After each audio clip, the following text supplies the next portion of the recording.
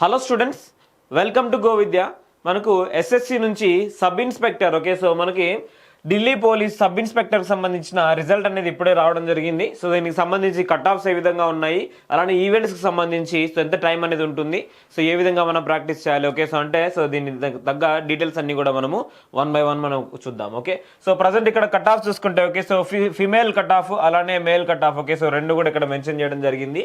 So caste పరంగా okay. So మన category పరంగా ఇక్కడ సో లిస్ట్ అనేది ఉందన్నమాట ఓకే. సో ఎస్సీ కేటగిరీకి సంబంధించి 106.75022 ఓకే. సో ఇది మనకు సో కట్ ఆఫ్ అనమాట. So total number of candidates 1428 members ని సెలెక్ట్ చేయడం జరిగింది. అంటే సో కట్ ఆఫ్ రీచ్ అయిన వాళ్ళు so 1428 members okay.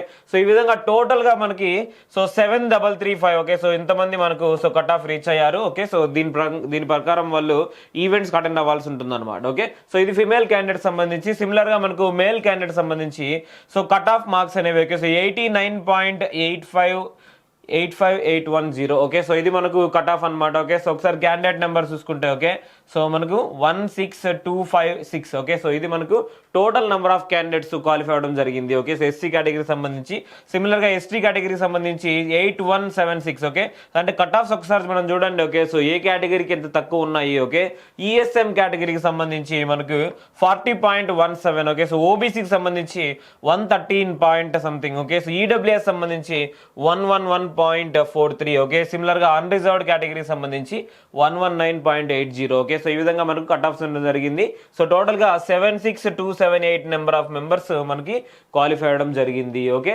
So anyway ఇక్కడ కొంతమంది ఈ లిస్ట్ అనేది సో ఎవరైతే హోల్డ్ చేస్తున్నారో ఆ లిస్ట్ కూడా మనకి మెన్షన్ చేశారు.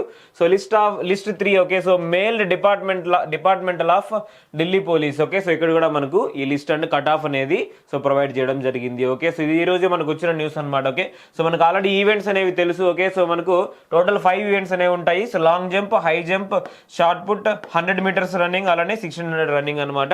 సో ఇక్కడ ఫిమేల్ కేటగిరీకి సో మనకు షార్ట్ పుట్ అనేది ఉండదు ఓకే. సో ఫిమేల్ కేటగిరీకి షార్ట్ పుట్ అనేది ఉండదు ఓకే. సో అలానే 1600 బదులు ఫిమేల్ కేటగిరీ అయితే 800 మీటర్ ఉంటుంది. సో దానికి సంబంధించిన డీటెయిల్స్ అన్ని కూడా ఇక్కడ మెన్షన్ చేయడం జరిగింది ఓకే.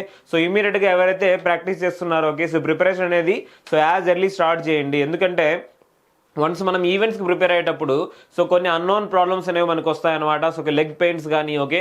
సో చిన్ బోన్ పెయిన్స్ కానీ ఇలాంటివన్నీ వస్తాయన్నమాట ఓకే.